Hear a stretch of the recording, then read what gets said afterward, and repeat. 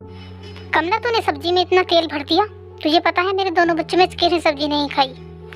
मालकिन, मैंने तो ठीक ही बनाई थी। मैंने गोभी को फ्राई करके बनाया था, इसलिए शायद ज्यादा तेल दिख रहा होगा। अच्छा, और सब्जी में मिर्च मसाले बिल्कुल भी नहीं डाले, बिल्कुल फीकी बनाई थी। अरे कमला, तू परेशान मत हो, इसका तो रोज का यही काम है। अगर इसे एक दिन भी खाना बनाना पड़ जाए ना तो इसके पता चल जाए।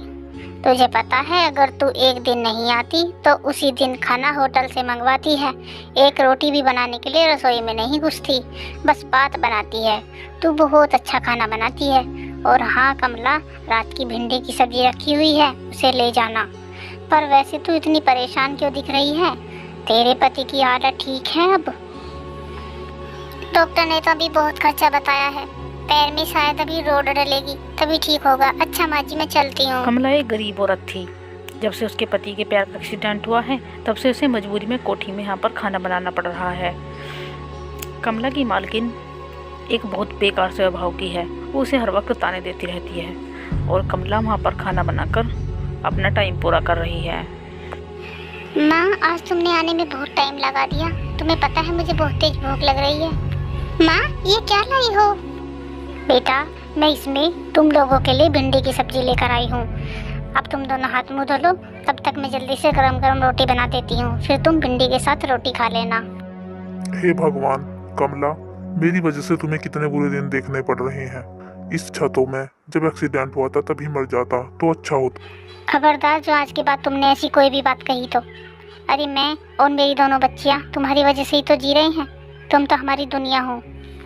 कमला बहुत हिम्मत वाली थी। वो अपने पति को भी हर वक्त हिम्मत देती रहती थी, लेकिन एक दिन उसकी हिम्मत खुद ही टूट गई जब उसकी मालकिन ने उसे काम से ही निकाल दिया। पर मालकिन, मैंने कुछ गलती की है तो तुम मुझे बता दो, मैं अपनी उस गलती को सुधार लूँगी। पर मुझे ऐसे इस वक्त काम से मत निकालो। मेरे पास कोई और घर भी नहीं है जिसमें मैं काम कर सकूं और अपना काम चला सकूं। अरे बहू, एक बार फिर सोच ले, सारा काम तुझे ही करना पड़ेगा। अरे उसकी 2 छोटी छोटी बच्चियां हैं, उसके पति भी बीमार पड़ा है। तू ऐसे वक्त पर उसे क्यों निकाल रही है? इतने दिन से वो यहाँ काम कर रही है। माँ जी, आप चुप रहिए। आपको पता है मुझे। ये ले कमला, अपना 2 दिन का पैसा पकड़। 2 दिन आई है ना तू, अपना पैसा पकड़ और कल से यहाँ मत आना, ठीक है? कमला रोते हुए घर जाती है और घर जाकर अपने पति को सारी बातें बताती है। उसका पति भी सारी बातें सुनकर बहुत परेशान होता है। अब इतनी जल्दी कमला को कोई काम भी नहीं देगा, क्योंकि इतनी जल्दी कोई विश्वास भी नहीं करता, वैसे भी किसी खाना बनाने वाली पर। फिर शाम के समय कमला खाना बना रही थी, तभी दरवाजे पर कोई खटखट करता है। कमला बाहर देखने जाती। अरे माँ जी, आप आइए आइए, अंदर आइए। कमला, सुबह कीर्ति ने जो भी किया उसको तो तुम भूल जाओ। तुम्हें तो पता ही है वो कैसी है। मैं मंदिर के लिए निकली थी, सोचा तुम्हारे पास आ जाऊं। मेरा मंदिर में भी मन नहीं लगा। मैं कीर्ति को तो सुधार नहीं सकती, लेकिन तुम्हें एक सलाह देना चाहती हूँ, तुम सुनो तो। बोलिए माँ जी। कमला, ये 10,000 रुपये रख ले और कोई खाने का अच्छा सा ठेला लगा ले। वैसे तू छोले भटूरे बहुत अच्छे बनाती है, छोले भटूरे का कोई ठेला लगा ले। आगे सर्दी का मौसम आ रहा है, तेरी अच्छी बिक्री हो जाएगी। और फिर जब तू ठेला लगा लेगी तो मैं गर्मा गर्म छोले भटूरे खाने आऊँगी। मगर माँ जी, आप मुझे इतने पैसे क्यों दे रही हो? मुझे अच्छा नहीं लग रहा। तू चिंता मत कर कमला, ये मेरे खुद के पैसे हैं, मैंने ही जोड़ रखे थे। वैसे भी इन पैसों की मुझसे ज़्यादा तुझे ज़रूरत है, इसीलिए तू रख ले और अपना छोले भटूरे का ठेला लगा ले। फिर मैं छोले भटूरे खाने आऊँगी तेरे पास। कमला को पैसे लेकर कमला की हिम्मत और भी बढ़ जाती है और वो माँ जी को दिल से शुक्रिया करती है, क्योंकि इसी मुसीबत की घड़ी में माँ उसके लिए एक भगवान बनकर आई थी। और माँ की दी हुई सलाह कमला को पसंद आ जाती है और कमला अगले ही दिन बाजार से जाकर छोले भटूरे का सारा सामान खरीद कर ले आती है और कुछ ही दिनों में छोले भटूरे का ठेला लगा लेती है। अरे भाई, लगता है कि ये छोले भटूरे वाली बाजार में नई नई आई है।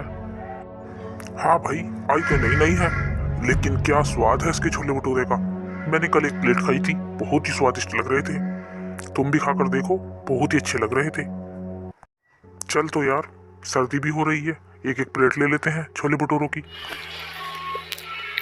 2 प्लेट छोले भटूरे पैक कर दो, प्याज और अचार ज़्यादा डाल देना। ठीक है, अभी कर देती हूँ। तुम्हें क्या चाहिए भैया? हमारे लिए भी एक एक प्लेट छोले भटूरों की लगा दो। धीरे धीरे कमला का छोले भटूरे का ठेला बहुत अच्छे से चलने लगता है और उसके ठेले पर भीड़ रहने लगती है। अब वो उससे बहुत अच्छी कमाई कर लेती है और एक छोटी सी दुकान खरीद लेती है। अब कमला की दुकान हो गई थी वो, जिसमें वो गाजर का हलवा, मूंग की दाल का हलवा और भी सारी मिठाइयाँ और छोले भटूरे सब कुछ रखने लगी थी और उसकी दुकान अब बहुत अच्छे से चलने लगी थी। फिर एक दिन वो बूढ़ी अम्मा के घर जाती है। मालकिन, माँ जी कहाँ हैं? उनका तो अभी 20 दिन पहले देहांत हो गया। अब वो यहाँ नहीं रही। तुम्हें और कुछ काम हो तो बोलो, वरना इतना टाइम नहीं है मेरे पास। ऐसा बोलकर कीर्ति तो वहाँ से चली जाती है, लेकिन कमला को इस बात का बहुत दुख होता है। उसकी आंखों में आंसू आ जाते हैं। कमला को याद था कि बूढ़ी माँ बुरे समय में उसके काम आई थी, इसीलिए वह अपने ठेले पर जाकर जो पैसा बूढ़ी माँ ने उसे दिया था, उन पैसों का गरीबों को खाना खिला देती है और जिससे कि बूढ़ी माँ की आत्मा को शांति मिले। और फिर उसका ठेला बहुत अच्छे से चलने लगता है। उसके पति का पैर भी ठीक हो जाता है। अब वे दोनों मिलकर उस ठेले को चलाने लगते हैं।